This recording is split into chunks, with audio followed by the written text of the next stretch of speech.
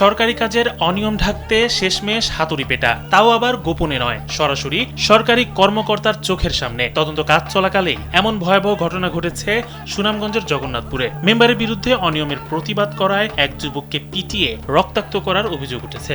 স্থানীয় সূত্র জানায়, সাম্প্রতিক টিআর ও কাবিখা প্রকল্পের বরাদ্দ দিয়ে বাগময়না গ্রামের রাস্তায় মাটি ভরাটের কাজ পান রানীগঞ্জ ইউনিয়নের ৪ নম্বর ওয়ার্ডের বর্তমান মেম্বার তেরা মিয়া। কাজের শুরু থেকেই অনিয়মের প্রতিবাদ জানিয়ে আসছিলেন এলাকার সচেতন বাসিন্দারা। অনিয়মের প্রতিকার চেয়ে বাগময়না গ্রামের জাকির হোসেন নামে এক সচেতন ব্যক্তি জগন্নাথপুর উপজেলা নির্বাহী কর্মকর্তা ইসলামউদ্দিনের কাছে একটি লিখিত অভিযোগ দেন।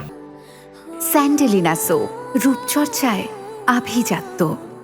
অভিযোগের প্রেক্ষিতে রবিবার দুপুরে উপজেলা প্রকল্প বাস্তবায়ন কর্মকর্তা শিমুল আলী সরেজমিনে তদন্ত করতে স্বজনশ্রী রাস্তার মাথায় যান। পিআইওর উপস্থিতি ও তদন্ত চলাকালেই মেম্বার তেরা মিয়ার সাথে কথা কাটাকাটি হয় একই গ্রামের মিলাদুর রহমানের। এক পর্যায়ে মেম্বার ও তার লোকজন হাতুড়ি ও দেশীয় অস্ত্র নিয়ে মিলাদুরের ওপর ঝাঁপিয়ে পড়ে। হাতুড় পেটায় গুরুতর আহত হন মিলাদুর রহমান। পরে তাকে উদ্ধার করে জগন্নাথপুর উপজেলা স্বাস্থ্য কমপ্লেক্সে প্রাথমিক চিকিৎসা দেওয়া হয়। এই ঘটনার পর এলাকা জুড়ে চরম উত্তেজনা ছড়িয়ে পড়লে পুলিশ গিয়ে পরিস্থিতি নিয়ন্ত্রণে আনে। সরকারি কাজের অনিয়ম ঢাকতে মেম্বারের এমন হামলার ঘটনায় তীব্র ক্ষোভ প্রকাশ করেছেন এলাকাবাসী। তারা এই ঘটনার সুষ্ঠু বিচার ও দোষীদের দৃষ্টান্তমূলক শাস্তি দাবি করেছেন।